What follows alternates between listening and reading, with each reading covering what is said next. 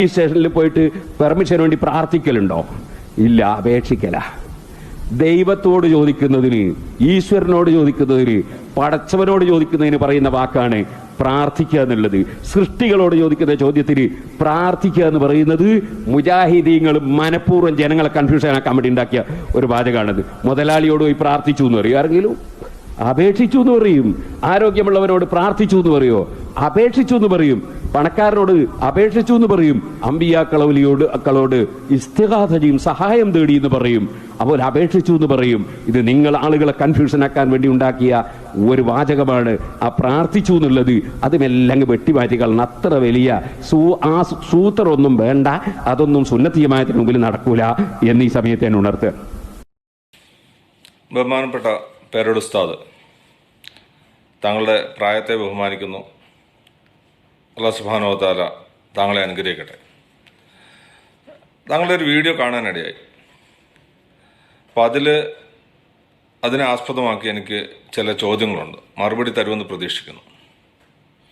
ഒന്നാമത്തെ ചോദ്യം എന്ന് വെച്ച് കഴിഞ്ഞാൽ, മരിച്ച മഹാന്മാരോട് സഹായം തേടാം എന്നുള്ള അധ്യാപനം അള്ളാഹു റസൂലോ പഠിപ്പിച്ചിട്ടുണ്ടോ? സ്വഹാബാക്കൾ പിന്തുടർന്നോ? ഇത് ഏത് കാലഘട്ടത്തിലാണ് ആദ്യമായി തുടങ്ങിയത്? രണ്ടാമത്തെ ചോദ്യം, ഞാൻ ക്രിസ്തു മതത്തിൽ ഇസ്ലാമിലോട്ട് വരുന്ന വ്യക്തിയാണ്. അവിടെ മധ്യസ്ഥ പ്രാർത്ഥന എന്ന് പറഞ്ഞിട്ട് ഇതുപോലെ മരിച്ച മഹാന്മാരോട് സഹായം തേടുന്ന ഒരു വിശ്വാസം അവർക്കുണ്ട്. ഈസാ നബിയെ ദൈവപുത്രനായിട്ടല്ല, അല്ലാതെ തന്നെ ഇപ്പോൾ കോതമംഗലം ബസൂലിയസ് ബാവ, വിശുദ്ധ അന്തോണീസ് പുണ്യാളൻ, അങ്ങനെ നൂറുകണക്കിന് പേരെ അവർ വിളിച്ച് സഹായം തേടുന്നുണ്ട്. ഇവരാരും ദൈവപുത്രനല്ല, പ്രവാചകന്മാരും അല്ല, ആരുമല്ല. ഇവരൊരു പുണ്യപുരുഷന്മാരാണെന്നുള്ള വിശ്വാസം മാത്രമാണ് അവർക്കുള്ളത്. പിന്നെ മൂന്നാമത്തെ ചോദ്യം വെച്ച് കഴിഞ്ഞാൽ, ഒരു പോലീസ് സ്റ്റേഷനിൽ പോയി കഴിഞ്ഞാൽ അവിടെയുള്ള പോലീസുകാരൻ ജീവനുള്ള പോലീസുകാരനാണോ അതോ മരിച്ച പോലീസുകാരനാണോ? അല്ലാഹു സുബ്ഹാനഹു വ തആല എന്നെന്നും ജീവിക്കുന്നവനും ആകാശഭൂമികളെ സംരക്ഷിക്കുന്നവനുമായ അല്ലാഹു സുബ്ഹാനഹു വ തആലയോടാണ് നമ്മൾ പ്രാർത്ഥന അല്ലെങ്കിൽ സഹായത്തേട്ടം ചെയ്യേണ്ടത്. മാനുഷികമായിട്ടുള്ള സഹായത്തേട്ടം അത് ഇസ്ലാമിൽ നമ്മളോട് അല്ലാഹു സുബ്ഹാനഹു വ തആല കൽപ്പിച്ച കാര്യമാണ്. നന്മയിൽ കൽപ്പിക്കുക, തിന്മ വിരോധിക്കുക എന്നുള്ള കാര്യം, അതിൽ നല്ല കാര്യങ്ങൾ നമ്മൾ സഹായിക്കുക എന്നുള്ള ഒരു മുസ്ലിമിൻ്റെ ബാധ്യതയാണ്. അപ്പോൾ സുഹൃത്തെ, ഞാൻ മറുപടി പറയാം. നിസ്സാരമായ കാര്യങ്ങളെ തൊട്ടൊന്നും പണ്ഡിതന്മാർ മറുപടി പറയാറില്ല. വിഷയം പറഞ്ഞു കൊടുക്കും, അതിൽ പിന്നെ വിമർശനം വന്നാൽ അവർ വിട്ടുപിരിഞ്ഞ് പോവാറാണ് സാധാരണ. അത് നബി സല്ലല്ലാഹു അലൈഹി വസല്ലമ തങ്ങളിലൂടെ അല്ലാഹു തആല പഠിപ്പിച്ചതാണ്. കുറച്ച് ആളുകൾ വന്ന് നബി സല്ലല്ലാഹു അലൈഹി വസല്ലമ തങ്ങളോട് പല ചോദ്യം തുടങ്ങി. എല്ലാറ്റിനും മറുപടി പറഞ്ഞു. നബി സല്ലല്ലാഹു അലൈഹി വസല്ലം തങ്ങൾ ചിലത് ചോദിച്ചു, അതിന് മറുപടി അവർ പറയുന്നുമില്ല. വിശ്വസിച്ചോ എന്ന് ചോദിച്ചാൽ അവരിട്ട് വിശ്വസിക്കുകയില്ല. അങ്ങനെ വന്നപ്പോൾ ഖുൽ യാ അയ്യുഹൽ കാഫിറൂന സൂറത്തിറക്കി പഠിപ്പിച്ചു കൊടുത്തു. എന്തെന്ന്? നിങ്ങൾ വിശ്വസിച്ചതിനെ ഞാൻ വിശ്വസിക്കില്ല, ഞാൻ വിശ്വസിച്ചതിനെ നിങ്ങൾ വിശ്വസിക്കില്ല, ഞാൻ ഇബാദത്ത് എടുക്കുന്നതിനെ നിങ്ങൾ ഇബാദത്ത് എടുക്കില്ല, നിങ്ങൾ ഇബാദത്ത് എടുക്കുന്നതിനെ ഞാനും ഇബാദത്ത് എടുക്കില്ല. അവസാനം പറഞ്ഞൊരു വാക്കുണ്ട്, ലക്കും ദീനുക്കും വലിയ ദീൻ. നിങ്ങൾക്ക് നിങ്ങളെ മതം, ഞമ്മക്ക് ഞമ്മളെ മതമാണ്. അപ്പം അതുകൊണ്ട് തന്നെ അവർ കൂടുതൽ അതിനെപ്പറ്റി സംസാരിക്കാറില്ല. പിന്നെ സാധാരണക്കാരായ ഞങ്ങൾ പോലുള്ള ആളുകൾക്കൊക്കെ അതിങ്ങനെ പറഞ്ഞുകൊണ്ടേ നിൽക്കാൻ ഞങ്ങൾക്കൊരു മടിയിട്ടില്ലതാനും. അതുകൊണ്ട് തന്നെ താങ്കൾ ചോദിച്ച ചോദ്യം വളരെ ചെറുതാണ്, ബാലിശമാണ്. പിന്നെ സമൂഹത്തിൻ്റെ ഇടയിലെത്തിയാൽ, ചിന്തിക്കുന്ന മനുഷ്യന്മാരുടെ ഇടയിലേക്ക് എത്തിയാൽ അത് ഒന്നിനും പറ്റാത്തൊരു ചോദ്യമായിട്ടാണ് തിരിഞ്ഞത്. താങ്കളെപ്പം ഞാൻ ഉണർത്തിയതാണ്, അല്ലാണ്ട് തെറ്റിദ്ധരിച്ചല്ല. താങ്കളൊന്ന് മനസ്സിലാക്കുക, ഇവിടെ ജാറത്തിൻ്റെ അടുത്ത് പോയി സഹായം തേടാൻ പറ്റുമോ ഇല്ലേ? മരിച്ച ആളുകളോട് സഹായം തേടാൻ പറ്റുമോ ഇല്ലേ? ഇതല്ലേ താങ്കളുടെ സംശയം.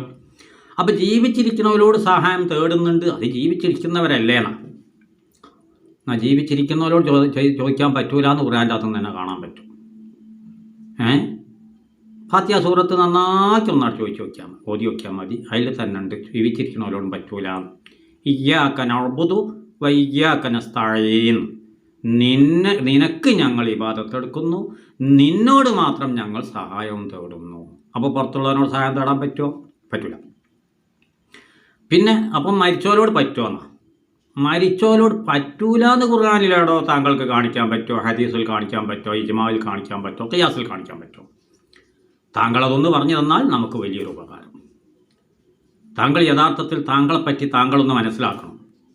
താങ്കൾ ആരൊക്കെയോ പറഞ്ഞത് കേട്ട് കുറേയൊക്കെ പിന്നെ എന്തൊക്കെയോ മനസ്സിലാക്കി ഇസ്ലാമിലേക്ക് വന്ന മനുഷ്യനാണ്.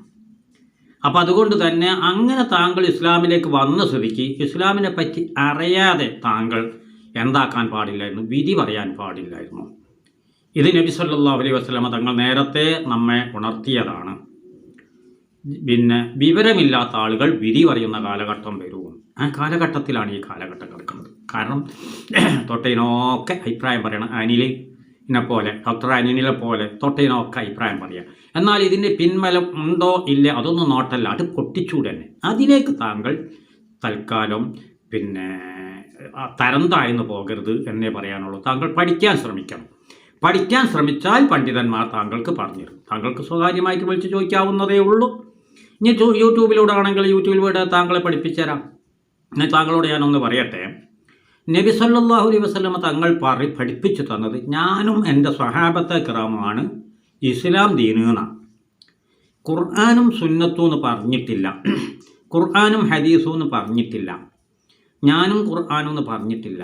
ഞാനും എൻ്റെ സ്വഹാബത്തെ കിറാമുമാണ് ദീനുൽ ഇസ്ലാം എന്നാണ്. അപ്പം ഈ സ്വഹാബത്തെ കിറാമിൽ എന്തെല്ലാം നടന്നോ അത് ഇസ്ലാം ദീനാണ്. ഞാൻ പല എപ്പിസോഡിലും പറഞ്ഞിട്ടുണ്ട്. താങ്കളത് ശ്രദ്ധയിൽ പെട്ടിട്ടുണ്ടാവില്ല, താങ്കൾ നോക്കാൻ സാധ്യത കുറവാണ്. ഇതെങ്കിലും താങ്കൾ എടുത്തു നോക്കുമെന്ന് പ്രതീക്ഷിക്കുന്നു. അതുകൊണ്ട് തന്നെ ആ സ്വഹാബത്തെ കിറാമിൽ നടന്നിട്ടുണ്ടോ ഇല്ലേ അത് നോക്കിയാൽ മതി. നടന്നിട്ടുണ്ട്. ജീവിതകാലത്ത് തന്നെ മഴയില്ലാതെ വന്നപ്പോൾ നബി സല്ലല്ലാഹു അലൈഹി വസല്ലമ തങ്ങളോട് സഹായം തേടിയിട്ടുണ്ട്. അങ്ങനെ മഴയ്ക്ക് വേണ്ടി പ്രാർത്ഥിച്ചു കൊടുക്കുകയും ചെയ്തു. മഴ കിട്ടുകയും ചെയ്തു. എന്നാൽ വെള്ളം തീരെ ഇല്ലാതായി പോയ യാത്രാസംഘം വന്ന് നബി സല്ലല്ലാഹു അലൈഹി വസല്ലമ തങ്ങളോട് വെള്ളം ചോദിച്ചു. ചോദിച്ച സമയത്ത് ഒട്ടും ഇല്ല നിങ്ങളെ കയ്യിൽ എന്ന് ചോദിച്ചു. ഇല്ലെന്ന് പറഞ്ഞു. കുറച്ചുണ്ടോ എന്ന് ചോദിച്ചപ്പോൾ അതുണ്ടോന്ന് ഒരു യാത്രക്കാരിൽപ്പെട്ട ആൾ പറഞ്ഞു. ഇത് ഞാൻ മറ്റൊരു എപ്പിസോഡിൽ പറഞ്ഞതാണ്. താങ്കൾ ഇത് ശ്രദ്ധിച്ചിട്ടുണ്ടാവില്ല എന്ന് പ്രതീക്ഷിക്കുന്നു. അതുകൊണ്ടാണ് ഞാൻ വീണ്ടും ഇത് പറയുന്നത്. നേരെ ആ വെള്ളം അങ്ങോട്ട് വാങ്ങിയിട്ട് ആ പാത്രത്തിലേക്ക് അവിടുത്തെ വിരലുകൾ വെച്ച് കൊടുത്തു. അങ്ങ് ഒഴിച്ചു കൊടുക്കൽ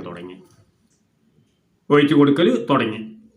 1500 അംഗ സംഘത്തിനുള്ള പിന്നെ ഉപയോഗിക്കാനുള്ള വെള്ളവും അവർക്ക് അവരുടെ യാത്രാ വാഹനമാകുന്ന ഒട്ടകത്തിന് സ്റ്റോർ ചെയ്യാനുള്ളതും കുടിക്കാനുള്ളതും അതോടുകൂടെ അവർക്കും സ്റ്റോർ ചെയ്യാനുള്ളതും ഒക്കെ ഒഴിച്ചു കൊടുത്തു. മറ്റേ വെള്ളം തിരിച്ചു കൊടുത്തു. അപ്പോൾ ഈ വെള്ളം ഒരു കാരണം മാത്രമാണ്. ആ വെള്ളം ഉപയോഗിച്ചിട്ടില്ല. അതാണ് ലോകത്ത് വെച്ചിട്ട് ഏറ്റവും ഉന്നതമായ വെള്ളം. എന്തോ ആവട്ടെ. അപ്പം അങ്ങ് ഒഴിച്ചു കൊടുത്തു. ഇനി നബി സല്ലല്ലാഹു അലൈഹി വസല്ലം തങ്ങളുടെ വഫാത്തിന് ശേഷം ജാറത്തിൻ്റെ അടുത്ത് പോയിട്ട് ചോദിക്കുക തന്നെ ചെയ്തിട്ടുണ്ട്. അതിന് മറുപടിയും കൊടുത്തിട്ടുണ്ട്. യാതൊരു സംശയവുമില്ല. ഉണ്ട്. താങ്കൾ ചോദിച്ചാൽ അതിന് മറുപടി പറയലാണല്ലോ ഉത്തരവാദിത്വം. ഉണ്ട് കേട്ടോ. സഹാബത്തെ കിറാമിൻ്റെ ഇടയിലുണ്ട്. അവരുടെ ഇടയിൽ ഉണ്ടായിട്ടുണ്ടെങ്കിൽ അത് പറ്റും. അൽ ഉലമാവോ വറസത്തുൽ അംബിയാവ്. ഇത് താങ്കളോട് ആരും പറഞ്ഞു തന്നിട്ടുണ്ടാവില്ല. അംബിയാക്കളുടെ അനന്തരാവകാശികളാണ് പണ്ഡിതന്മാരും. അപ്പോൾ പണ്ഡിതന്മാരും അവരോട് പാണ്ഡിത്യത്തോടുകൂടെ അവർ മരണപ്പെട്ടു കഴിഞ്ഞാൽ അവരോടും സഹായം ചോദിക്കാം, ജീവിതകാലത്തും സഹായം ചോദിക്കാം എന്നല്ലേ ഇപ്പം അതിൽ നിന്ന് കിട്ടുക. അതുകൊണ്ട് തന്നെ ഞങ്ങൾ ജാറത്തിൻ്റെ അടുത്ത് പോകുന്നതിന് ഞങ്ങൾക്ക് ഇസ്ലാമിൽ തെളിവുണ്ട്. ഇത്ര മാത്രം പറഞ്ഞ് തൽക്കാലം നിർത്തട്ടെ. ഇനി നമുക്ക് മറ്റൊന്ന് 2 വിഷയത്തിലും കൂടി താങ്കളോട് മറുപടി പറയാനുണ്ട്. ഞങ്ങൾക്ക് മറുപടി വ്യക്തമായിട്ടുണ്ട്. ഇൻഷാ അല്ലാഹ് ഞങ്ങൾ പറഞ്ഞു തരാം. താങ്കൾ വിശ്വസിക്കുമോ ഇല്ലേ ഞങ്ങൾക്കറിയില്ല. അവസാനം ഞങ്ങൾ കുലിയായുൽ കാഫിറൂന സൂറത്തോതും നമ്മളെ പണ്ഡിതന്മാരൊക്കെ എന്നാൽ ഞങ്ങൾ പിന്നെയും വയ്യെ കടന്നുകാണ്ട് സ്വരം മാറ്റിയിട്ട് പിന്നെ എന്തൊക്കെയോ വിളിച്ചറിയാം. അത് അനിലിനോടും പറഞ്ഞിരുന്നു പണ്ട്. സ്വരം മാറും നമ്മൾ ഡ്രൈവറാണ് എന്നൊക്കെ പറഞ്ഞിരുന്നു. പിന്നെ താങ്കൾക്കെതിരിൽ ആരോ എന്തൊക്കെയോ കമാൻഡ് ബോക്സിൽ എന്തൊക്കെയോ എഴുതി വിട്ടു എന്നാണ്. അത് വിദായികൾ തന്നെ ചെയ്യുന്ന ഒരു തന്ത്രമാണ്. അങ്ങനെ വന്നാൽ എഴുതിയിട്ടത് സുന്നകൾ എഴുതി ഉണ്ടാക്കാമെന്ന് വെച്ച് തീർക്കാൻ തീർക്കുന്ന തന്ത്രമാണ്. അല്ലാതെ സുന്നത്ത് ജമാഅത്തിൻ്റെ പണ്ഡിതന്മാർ ഒരാളെയും തെറി പറഞ്ഞിട്ടുമില്ല, തെറി എഴുതിയിട്ടുമില്ല, ഒന്നുമില്ല. സുന്നത്ത് ജമാഅത്തിൻ്റെ സാധാരണക്കാരും അത് ചെയ്യാറില്ല. കാരണം പണ്ഡിതന്മാരോട് ചോദിച്ചിട്ടല്ലാതെ അവർ ജീവിക്കാറില്ല. അതുകൊണ്ട് തന്നെ അവരും ചെയ്യൂല. ജാറത്തിൻ്റെ അടുത്തൊക്കെ പോകുന്നത് സുന്നത്ത് ജമാഅത്തിൻ്റെ സാധാരണക്കാർ ചെയ്യുന്നത് പണ്ഡിതന്മാരോട് ചോദിച്ചിട്ട് തന്നെയാണ്. തൽക്കാലം നിർത്തുന്നു. ഇൻഷാ അല്ലാഹ് വേറൊന്നും കൂടി ഉണ്ട് താങ്കൾ മറുപടി വരാൻ. അതുകൊണ്ട് ഇത് തൽക്കാലം നിർത്തിവെക്കട്ടെ. വീണ്ടും കാണാം.